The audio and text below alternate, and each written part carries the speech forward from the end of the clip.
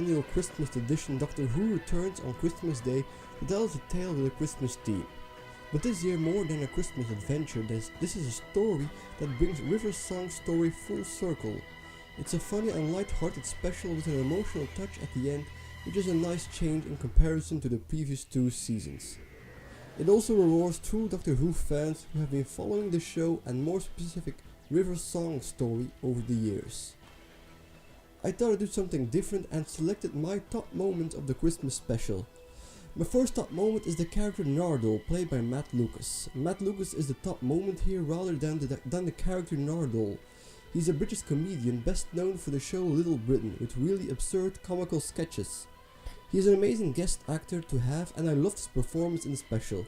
He played a very silly and comical character, which is similar to the characters he usually plays on TV and in movies. For the next moment, we take a look at the human colony the Doctor lands on while trying to escape the Christmas festivities.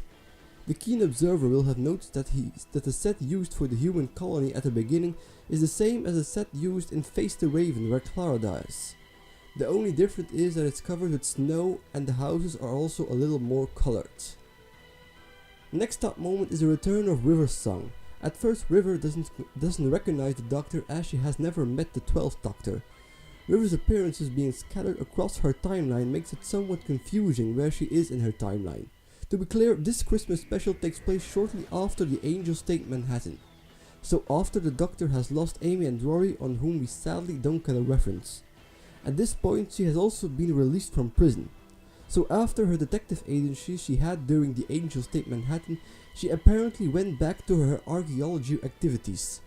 That got her in her current predicament where she married King Hydroflax because he has a diamond stuck in his head.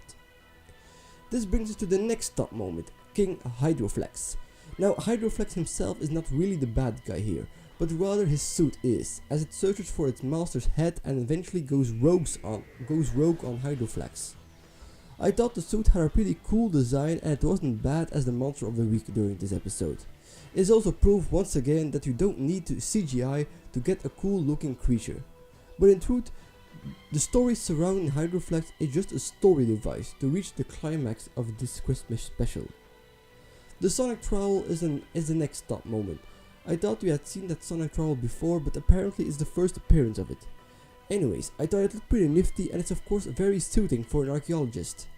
I also love the reaction of the Doctor to the Sonic Trowel. Like a sonic screwdriver isn't just as silly.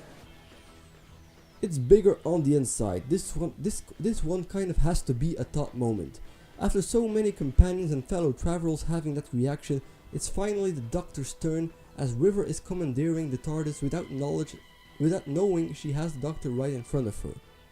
The moment itself could have probably been funnier. I'm not always convinced when Peter Capaldi tries a funny scene like this one. I imagine Matt Smith would do a better job at this scene. Still a very funny, ironic moment nonetheless. Next is River's love confession to the Doctor while still not realizing he is standing next to her. The reason I chose this is because River explains here very well how the relationship between the Doctor and his female companions work. One of the reasons why some people didn't like Rose Tyler was because the Doctor fell in love with her, and that's not just something that the Doctor does. The Doctor is bigger than love, and River explains here very well what it means to be in love with the Doctor. For our final 3 top moments, we're diving into some Doctor Who lore, like the Singing Towers on Darillium. It was always said that the River and the Doctor would spend their final night at the Singing Towers on Darillium. In the TV short's First Night and Last Night, the 11th Doctor takes River on a date, but things get complicated as multiple Rivers of different timelines turn up. At the end of these episodes, the 11th Doctor meets a past version of himself on what he thought was that final night. The younger Doctor asks his future self if this is that final night, upon which the older responds, spoilers, suggesting it is indeed that night. In the Christmas special, Moffat sort of retconned this, as River says the Doctor promised to take her to the Singing Towers but always cancelled at the last moment. This paves the way for the 12th Doctor to finally take her to their final night. The last but one top moment is the sonic screwdriver the Doctor gives to River, really making her story full circle.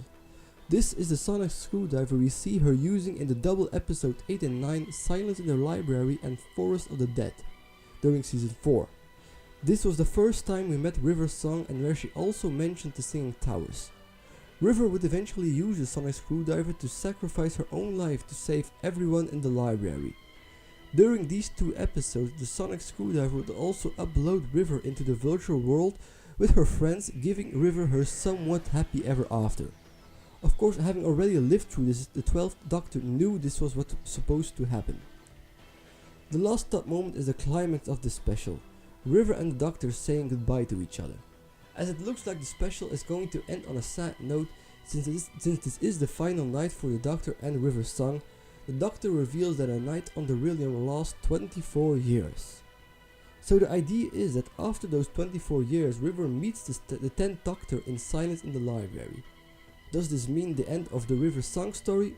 As far as I'm concerned, yes, even though those 24 years give room for some adventures to play out, so never say never. That being said, this episode nicely concludes her story. River's song has been a red thread throughout Moffat's years as a writer for Doctor Who. He built up this River song character with a personality that equals the Doctor and a timeline that's a puzzle on itself.